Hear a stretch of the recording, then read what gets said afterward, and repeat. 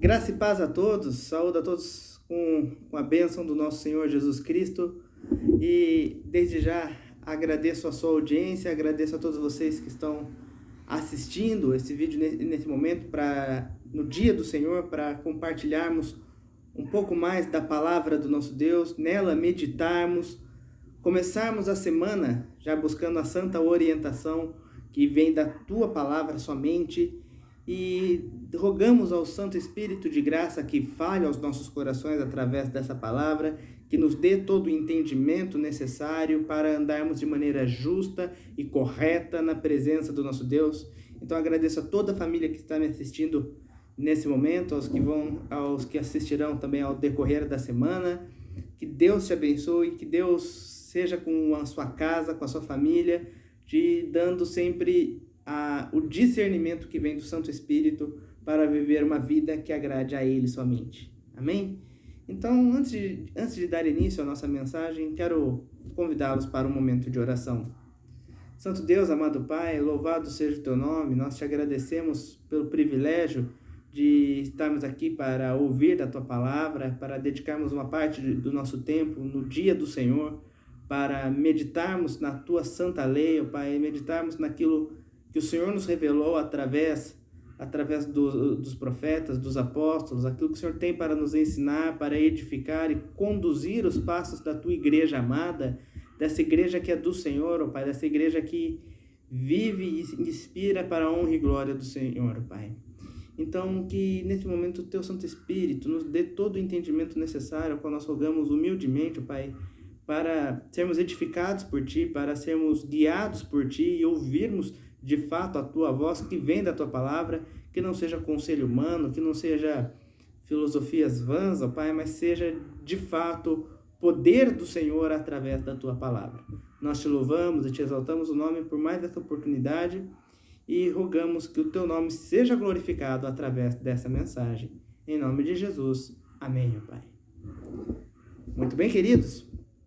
Hoje estamos aqui para encerrar a nossa série de mensagens, de meditações em cima da primeira carta de Paulo aos Tessalonicenses. Então, desde que nós iniciamos ela pouco tempo depois que iniciou a pandemia, né? Tínhamos terminado de estudar Gálatas, começamos desde o primeiro capítulo e hoje nós vamos finalizar a primeira carta de Paulo aos Tessalonicenses. 1 Tessalonicenses, capítulo 5, do verso 12 até o final. Assim nos diz a palavra de Deus. Agora vos rogamos, irmãos, que acateis com apreço os que trabalham entre vós e os que vos presidem no Senhor e vos admoestam, e que os tenhais com amor em máxima consideração, por causa do trabalho que realizam. Vivei em paz uns com os outros. Exortamo-vos também, irmãos, a que admoesteis os insubmissos, consoleis os desanimados e ampareis os fracos, e sejais longânimos para com todos. Evitai que alguém retribua ao trem mal por mal. Pelo contrário, segui sempre o bem entre vós para com todos. Regozijai-vos sempre, orai sem cessar, em tudo dai graças, porque esta é a vontade de Deus em Cristo Jesus para convosco. Não apagueis o espírito, não desprezeis as profecias, julgai todas as coisas, retende o que é bom, abstende-vos de toda forma de mal.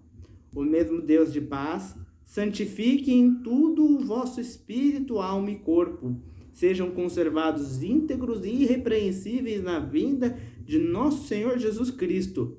Fiel é o que vos chama, o qual também o fará. Irmãos, orai por nós. Saudai todos os irmãos com ósculo santo. Conjuro-vos pelo Senhor que esta epístola seja lida a todos os irmãos. A graça de nosso Senhor Jesus Cristo seja convosco. Amém. E assim finalizamos a primeira carta de Paulo aos Tessalonicenses.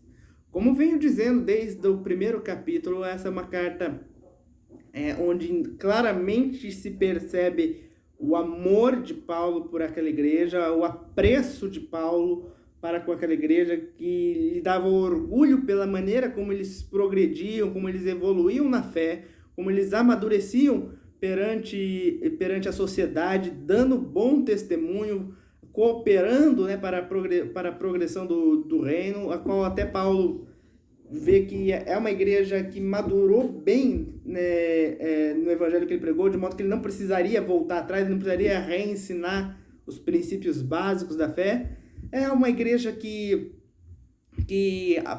aparenta ter ali umas pontas soltas em relação à maneira como Paulo precisou sair da igreja de forma, vamos assim, tanto que fugida, né? Ele precisou fugir da cidade de Tessalônica por causa da opressão dos judeus. Então, nessa carta, ele explica, né, que essa foi a razão da deixa dele e que por várias vezes ele tentou ir lá, mas não conseguiu. Então, enviou Timóteo para que recebesse um relatório de como eles estavam progredindo. E aí que Paulo soube do avanço deles, soube do amadurecimento deles, e isso foi o que consolidou mais ainda, né, o amor de Paulo por aquela igreja. Então, na parte central da carta, ele vai tratar de questões que aparentemente era uma dúvida séria para os Tessalonicenses acerca da ressurreição dos mortos e do dia do Senhor, aquilo que viria a acontecer no dia do Senhor, como que isso viria a acontecer, o que acontece com os crentes que já morreram, se eles não testemunharam a segunda vinda de Cristo, se haveria alguma esperança para eles. Mas Paulo então afirma para eles de maneira bem pedagógica o verdadeiro ensino bíblico sobre a ressurreição, sobre a segunda vinda, sobre a maneira gloriosa como Cristo vem para resgatar, para salvar a sua igreja. E talvez as dúvidas nessa área que gerou na igreja algumas complicações, alguns comportamentos um pouco estranhos. Talvez pessoas que pensassem demais na segunda vinda vissem com muita iminência o fato de que Jesus logo voltaria, que então começaram a se valer um pouco também da cultura grega, desprezar a ideia do trabalho braçal, desprezar a necessidade do trabalho e acabaram se escorando em outros, acabaram abusando da boa vontade, da solidariedade alheia, e isso foi algo negativo que Paulo precisou pontuar, e até a gente pode sentir isso nessas últimas falas de Paulo, e ele vai tratar isso com mais afinco ainda na segunda carta que ele dirige para a igreja de Tessalônica. Então, vejam como isso é tudo bem fechadinho, né? Paulo não deixa pontas soltas. Ele tinha uma carta para tratar de um assunto central, mas antes ele contextualiza, ele explica a sua situação antes de ir direto ao tema.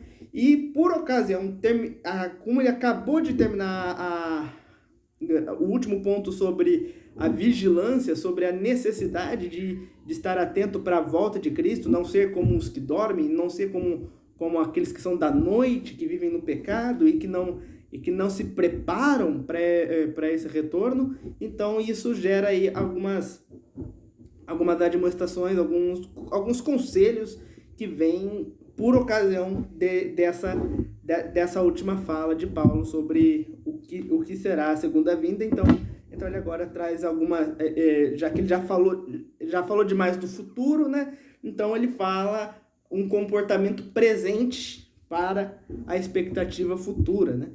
E é legal ver também que no finalzinho desse trecho que nós lemos, nós vemos que a preocupação de Paulo de realmente deixar aquela igreja preparada, né, espiritualmente para a volta de Cristo, né? O mesmo Deus da paz vos santifique em tudo, o vosso espírito, alma e corpo sejam conservados íntegros e irrepreensíveis na vinda do nosso Senhor Jesus Cristo, né? Fiel é o que vos chama, o qual também o fará, né? Ele então afirma que tudo então, que ele está falando, que ele está passando, é para a santificação dele, para estarem íntegro quando Jesus voltar para buscá-los. Uma curiosidade, essa é uma das únicas passagens, se não me engano, mais essa e mais uma outra referência em Hebreus, que fala em corpo, alma e espírito, né? Como se fossem